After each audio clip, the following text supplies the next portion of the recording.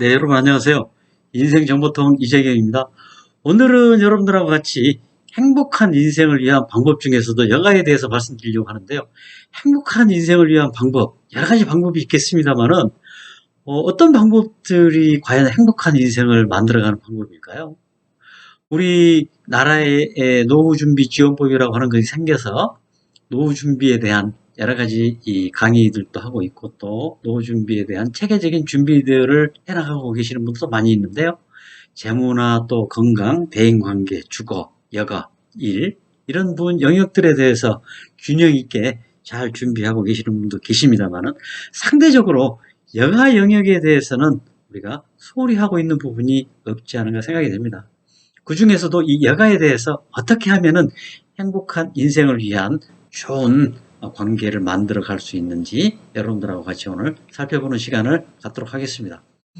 우리가 여가를 나눈다면 어떻게 나눌 수 있을까요? 자, 여가를 한번 봅시다. 첫 번째, 일상적으로 우리가 생활에 나가면서 이게 행하는 여가들, 일상적인 여가라고 할 수 있고 어떻게 보면 또 이것은 습관이라고 할 수도 있죠. TV를 시청한다든지 또는 산책을 하거나 또 낮잠을 잔다든지 하는 것들도 여가에 포함되어 있고 또 음악 감상이라든지 이런 부분들도 어떻게 보면 일상적 여가의 하나의 부분이 되겠습니다. 또 다른 여가를 본다면 프로젝트형 여가라고 할 수가 있는데요.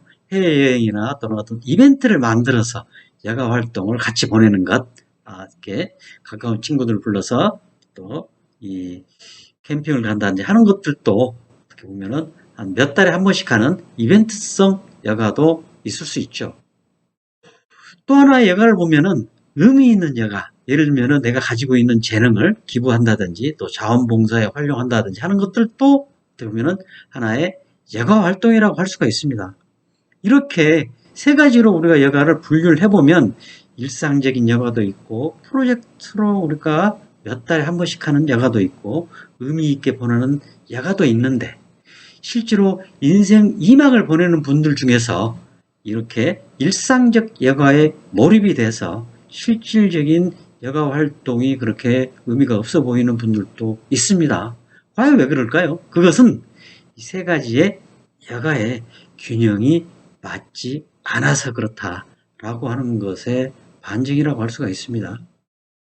우리 인간은 누구나 5가지의 기본적인 욕구를 가지고 있다고 합니다. 이 얘기는 현실치료의 대가이신 글래스라고 하는 분이 현실치료의 기본 이론에서 주장한 내용인데요. 인간의 기본 욕구를 한번 생각해 보죠. 자, 생존의 욕구가 있다. 그리고 즐거움에 대한 욕구. 그리고 세 번째, 자유. 누구나 자유스럽고 싶은 욕구. 그리고 힘과 성취에 대한 욕구. 그리고 사랑과 소속감에 대한 욕구가 인간의 기본 욕구다고 할 수가 있죠.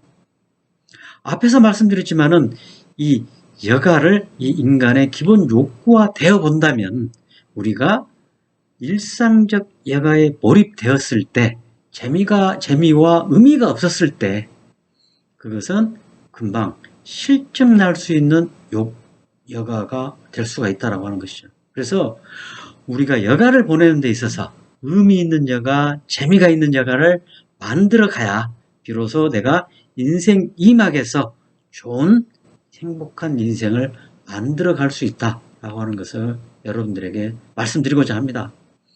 일상적 여가를 의미와 재미가 있는 여가로 만들어가는 방법, 그 방법은 어떤 것일까요?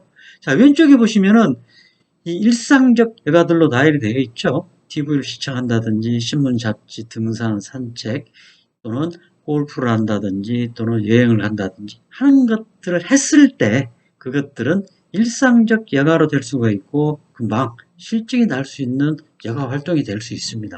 거기에 재미와 의미가 있는 여가로 만들어가고 또 이렇게 실천해 나가는 것이 우리가 지루하지 않고 금방 실증나지 않고 인생 2막을 풍요롭게 보낼 수 있는 행복한 인생에 대한 지름길이 된다는 것을 말씀드리는 것이죠. 재미와 의미가 있는 여가는 우측에 보시는 것처럼 어떤 것일까요? 그것은 참여와 실행이 있는 것. 내가 그 안에 단순한 여가를 보내는 것이 아니고 거기에 의미를 집어넣고 또 가치를 만들어가는 여가들, 그것들이 바로 재미와 의미가 있는 여가가 되겠죠. 그래서 오늘 일상적 여가를 재미와 의미가 있는 여가로 진화시키는 두 가지 팁을 여러분들에게 드리고자 합니다. 첫 번째 팁은요, 조화로운 여가 생활입니다. 조화로운 것. 그 조화가 어떤 조화일까요?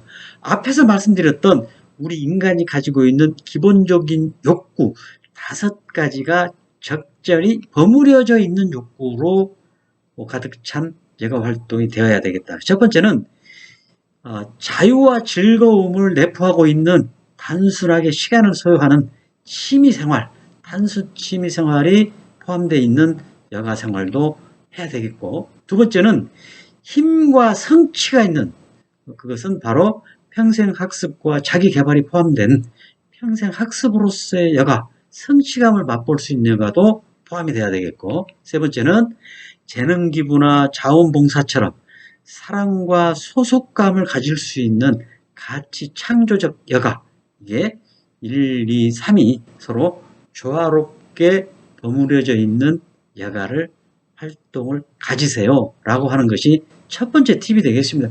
그렇게 됐을 때 내가 가지고 있는 기본적인 욕구, 인간의 기본적인 욕구 5가지가 골고루 채워지고 만족되어지면서 행복한 인생을 만들어가는 지름길로 갈 수 있다는 것이죠.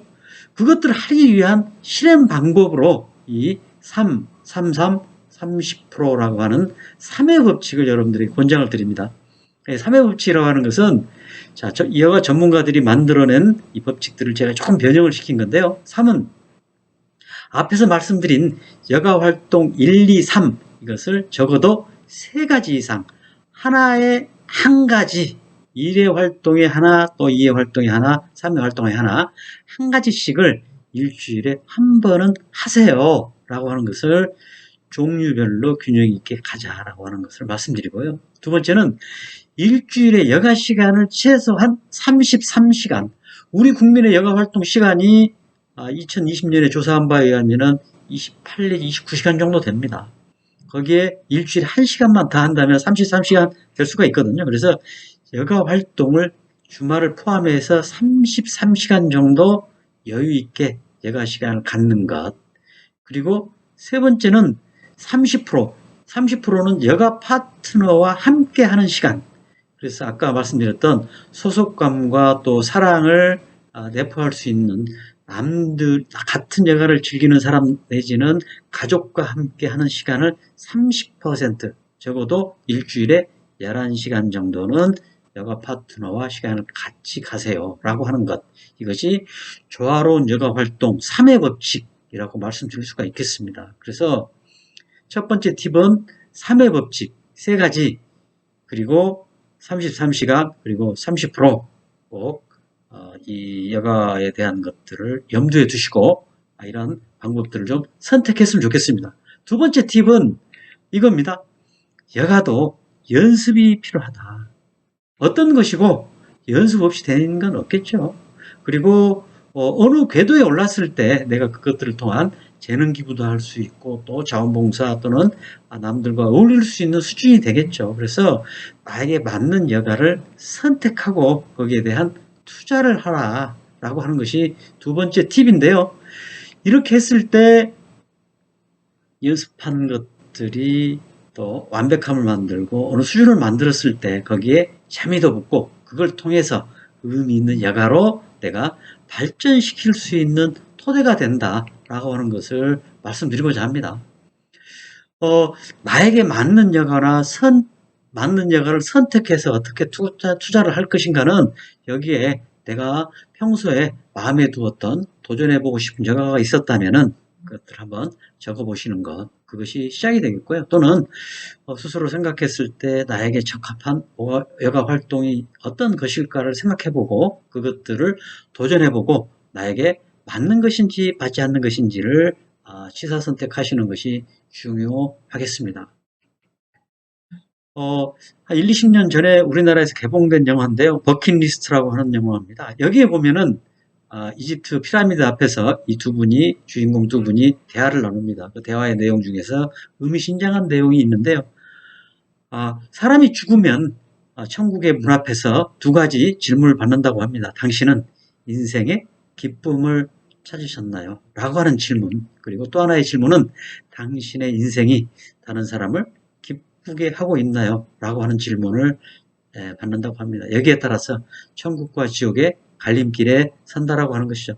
여러분들이 이 질문 두 가지에 스스로 다 나는 기쁨을 찾았고 다른 사람의 인생도 기쁘게 했습니다라고 하는 질문을 위해서는 필연적으로 좋은 여가와 함께 가는 것이 필요하다라고 하는 것을 오늘 강조해서 말씀드립니다.